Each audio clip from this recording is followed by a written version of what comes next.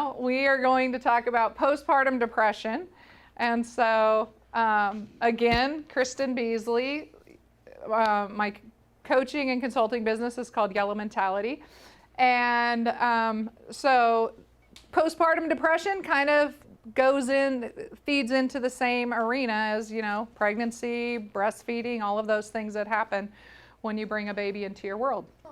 Okay, who does postpartum depression impact? Mothers.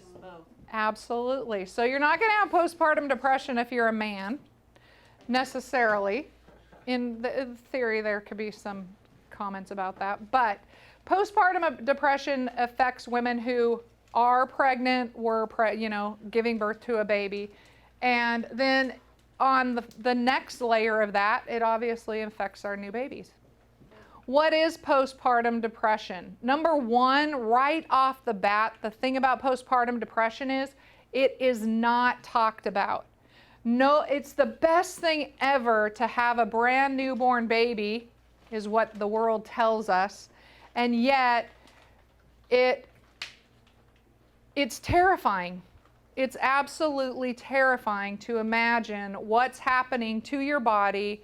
Now you're responsible for a whole other human being. So it's a massive life tsunami. And at the same time, you're supposed to be overjoyed, and yet it's a lot going on. So 80% of women are affected by some level of postpartum depression.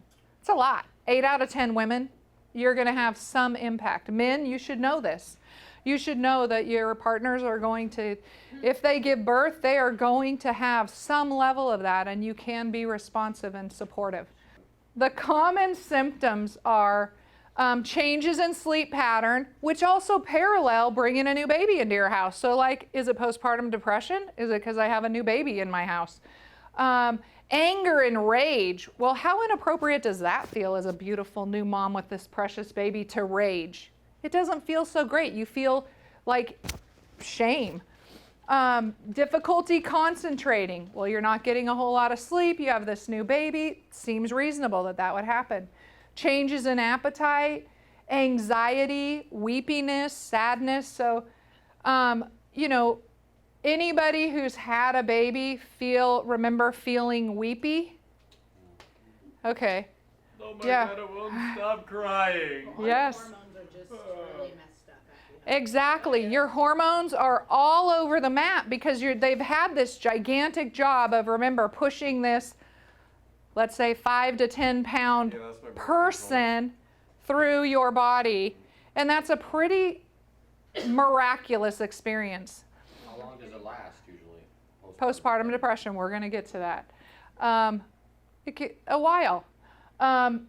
Sometimes what people say is, I wanted to die, but I lived to tell about it. So it is this feeling. There is a strong feeling of suicidal levels of depression, or it can also translate into homicidal, where women feel like they just want to get rid of the baby, which is why we don't discuss it.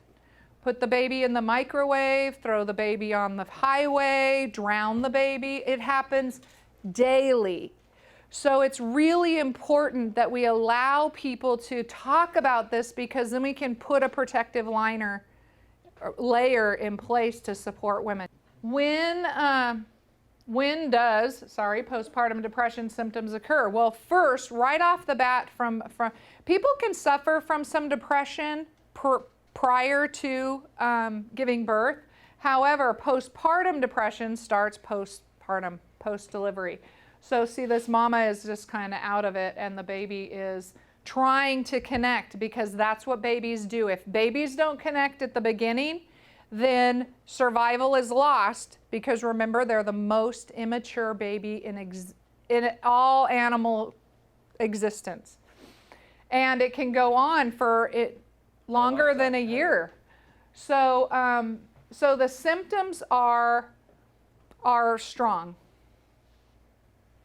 Warning signs: feeling isolated and alone, too little or too much sleep, no joy or pleasure in anything, feelings of lethargy, feeling numb, feeling worthless, feeling angry and irritable, having some rage, just being confused. Yes? Can postpartum psychosis be a thing, and does this lead into that? Postpartum psychosis is a thing, and postpartum psychosis does not not everybody who has postpartum depression will fall into the category of postpartum psychosis. Can it lead to it? It's the beginning of it. Yes, it is you don't typically go from pregnant to psychosis. You go through depression into psychosis, like it elevates and gets worse. So yes, absolutely. And which is why we want to recognize signs as early as possible and provide supports so we don't get into psychosis, because that's so worrisome. So why does postpartum depression happen to women? Well, for starters, because they're pregnant. And there's a lot of hormonal imbalances that happen during pregnancy in order to adjust for building and creating and developing a baby inside your body. So there are also lots of emotional stressors. Oh my gosh, I'm going to have a baby. What do I do with my life? Postpartum depression can affect absolutely anyone. There's nobody who is immune to the possibility of being impacted by postpartum depression. So it affects all of our neurochemicals that are related to depression. So norepinephrine, dopamine, serotonin are all of the chemicals in our brain that modulate our feelings of depression and joy. And when those are altered, then that's where we get into risk factors of depression. And change in social relationships. When you become pregnant, or when you're even in a partnership, everything changes. Everything changes. Your relationship with your partner changes. Your relationship with your friends change. Your relationship with your your community changes, and so that's really hard. So an SSRI is an antidepressant medication. And we used to think, oh yeah, don't, go off your medication. If you have depression, go off of your medication, because that's bad for the baby. And so we need to take you off.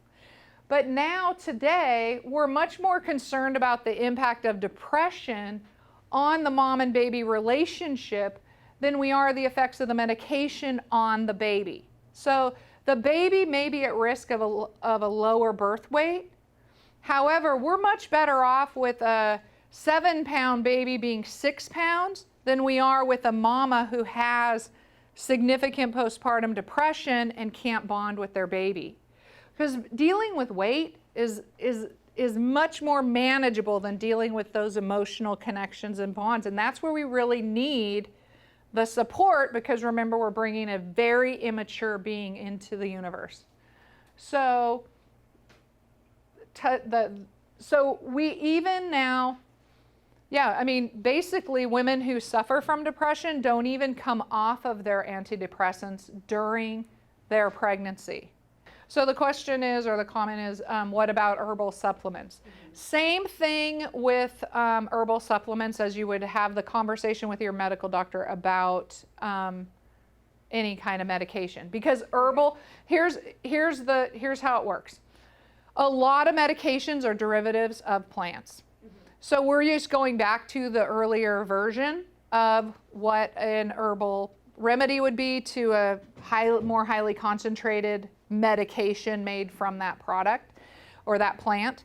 Not all, because some are chemical, but if we just take it from there. So we want to know what the impact is for that particular plant or herbal remedy on the baby. Like raspberry leaf has a huge impact on the uterus. So we need to know, like, what's that going to do to the baby or not? And St. John's wort, it's an herbal antidepressant medication. Yeah, I take that. Okay, so then we want to know, is that going to be okay, or do we want to shift you over to a medication that we absolutely have studied thoroughly and that we know the consequences for the baby? That's what we want to know. Friendship is treatment for postpartum depression. This is partnership. This is whoever you're in a partner with having a baby. This is super important for partners to know that just in a research study on friendship alone, meaning the relationship friendship between the partners and parents of the baby, is the comfort that comes from knowing that you aren't alone. So the way they set this research study up around friendship was having a daily stress-reducing chat. It didn't have to be a formal meeting.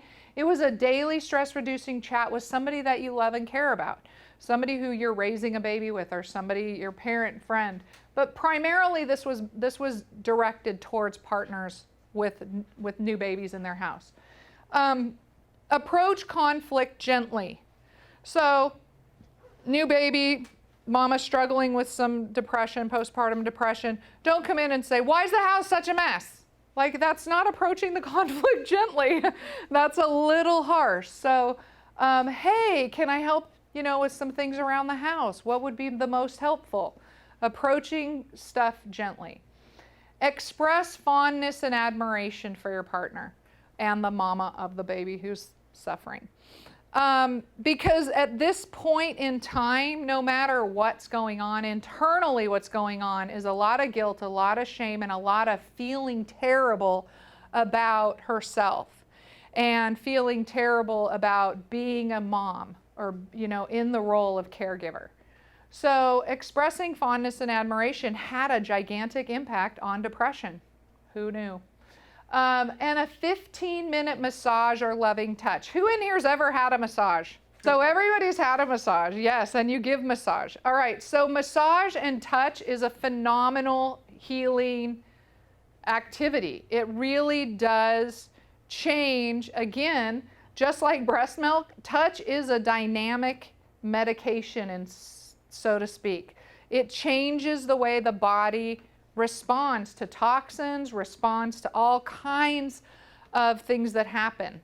So touch, whether you're doing 15 minutes of infant massage on your baby, 15 minutes of massage on your partner, or receiving 15 minutes of massage, all healthy, all good. I would suggest a great way to incorporate that into the family routine anyway. Questions about partnerships or postpartum depression? If you have a partner who maybe isn't comfortable in this role, could somebody outside of your partner take that on? So the question is, if you don't have a partner who's going to take on this role, can somebody else fill this role? Absolutely. There are lots of people in our, ideally we call circle of support, who include family, relatives, friends, partners of partners, lots of people who can fit in that circle of support and pull into this role. So really, having a baby is a communal event. It really is meant to be a shared experience for a group. We were not meant to have babies this immature in isolation. It's almost like in my brain, I think we invented postpartum depression because we took it out of the natural context of a community and family. Last but not least, be kind to yourself. And this is hard to do when you're feeling postpartum depression and when you're feeling stressed and you're going through this process. The adjustment to motherhood is incredibly stressful. There's probably not an experience that is more stressful. You're in a new role, you're balancing care of an infant, you're balancing the care for yourself, which is hard. It's a lot, you kind of feel like you've been hit by a truck when you have a baby, and then now you also have a new baby to care for. It's demanding, it's exhausting, it's overwhelming. It is a treatable medical condition, however. We don't say, I hope you feel better, you'll be okay. Guilt and shame are common feelings, and it's important to talk to a professional when you are a lot of times, I want to say this, you can talk to a professional and they may brush you off because pregnant women are,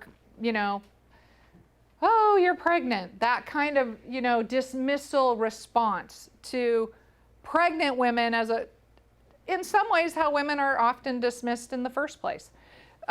However, keep talking to people. Keep reaching out to your social support system. Men are the best advocates for women ever. Fathers of babies, partners of women who you're raising children with. They're a great place in terms of saying, hey, my partner is going through this and we really need support. Yeah, you because guys need to sack up and take care of this issue. Exactly. I'm feeling like you're not hearing my partner say she's having these feelings. So not taking it away necessarily from her, but being there and saying, like, this is kind of what the message of the universe is right now, is that it takes really good, strong men to lift up women. Women aren't going to be empowered unless men are behind them, supporting them as well. And so that's the job of you. So the question is, if I have a friend and she is struggling from postpartum depression, what should I do? Yeah, so if you just go over and you lead and you just start the dialogue, like bring them into the conversation and sort of assess the situation with them and for them, that's really helpful as well. So, and how about calling in some resources. We're all part of people's circles of support, so we can bring in the other members of that particular circle of support to then say, hey, we are noticing that you're feeling really blue. Be sure we want to get at the root of the emotion and not the surface stuff. So bringing in the people who can really say, hey, what's going on here? And let's support you through it and out of it without feeling shamed. Because a lot of times women feel shamed, and that's the part that then makes them go undercover. If you have to say to somebody, I'm feeling like I, want to hurt my baby, that's a pretty scary thing to say. And you have to feel safe in order to share that with somebody. So if somebody tells you that, you need to receive it as a gift. They have given you the ultimate gift they could possibly give you, is to share something that vulnerable with you, and then it's your job to say, oh my gosh, I'm going to carry this weight with you. We're going to help. We're going to make something happen We'll get here. through it. So, yeah. All right. Any other comments and questions? All right. So there is a little bit of information about postpartum depression, and thank you very much for listening.